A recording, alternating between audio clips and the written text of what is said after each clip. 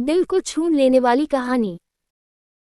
उस दिन सवेरे 6 बजे मैं अपने शहर से दूसरे शहर जाने के लिए निकला। मैं रेलवे स्टेशन पहुंचा, पर देरी से पहुंचने कारण मेरी ट्रेन निकल चुकी थी। मेरे पास 9.30 की ट्रेन के अलावा कोई चारा नहीं था। मैंने सोचा कहीं नाश्ता कर लिया जाए। बहुत जोर की भूख लगी थी। मैं होटल की ओर जा रहा था।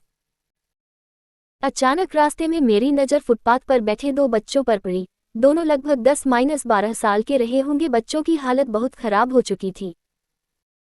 कमजोरी के कारण अस्थिपिंजर साफ दिखाई दे रहे थे। वे भूखे लग रहे थे। छोटा बच्चा बड़े को खाने के बारे में कह रहा था। बड़ा उसे चुप कराने की कोशिश कर रहा था। मैं अचानक रुक गया। दौड़ती भागती जिंदगी में ये ठहर से गए। जीवन को देख मेरा मन भर आया। सोचा इन्हें कुछ पैसे दे दिए जाए। मैंने उन्हें 10 रू देकर आगे बढ़ गया। तुरंत मेरे मन में एक विचार आया, कितना कंजूस हूं मैं। 10 रू क्या मिलेगा, चाय तक ढंग से न मिलेगी। स्वयं पर शर्म आई, फिर वापस लौटा। मैंने बच्चों से कहा, कुछ खाओगे? बच्चे थोड़े असमंजस में पड़े। मैंने कहा, बेटा मैं नाश्ता करने जा रहा हूं, तुम भी कर लो। वे दोनों भूख के कारण तैयार हो गए। उनके कपड़े गंदे होने से होटल वाले ने डांट दिया और भगाने लगा। मैंने कहा, भाई साहब उन्हें जो खाना है वो उन्हें 2 पैसे मैं दूंगा। होटल वाले ने आश्चर्य से मेरी ओर देखा। उसकी आंखों में उसके बर्ताव के लिए शर्म साफ दिखाई दी। बच्चों ने नाश्ता, मिठाई व लस्सी मांगी। सेल्फ सर्विस के कारण मैंने नाश्ता बच्चों को लेकर दिया। बच्चे जब खाने लगे, उनके चेहरे की खुशी कुछ निराली ही थी।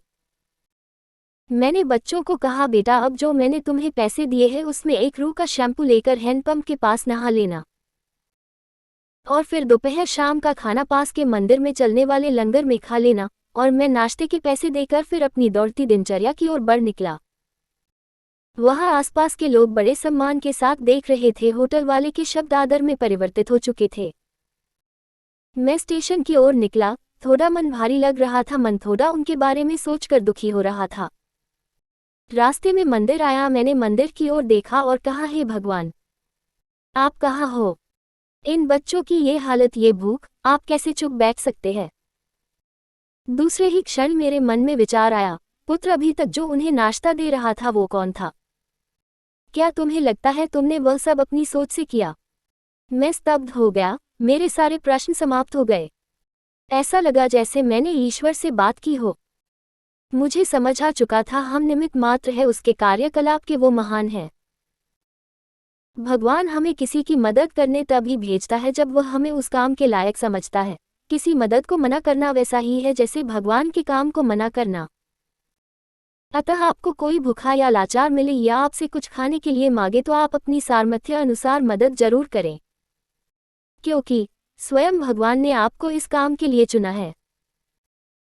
चलिए आज की सुहानी सुबह का शुभारंभ करें कुछ इसी संकल्प के साथ कि भिक्षावृत्ति को हम बढ़ावा ना दें, लेकिन अशक्त, लाचार और भूखे की मदद हम जरूर करें। ईश्वर से प्रार्थना हमें सद्बुद्धि प्रदान करें और इस लायक बनाएं। हम बदलेंगे, युग बदलेगा। हम सुधरेंगे, युग सुधरेगा।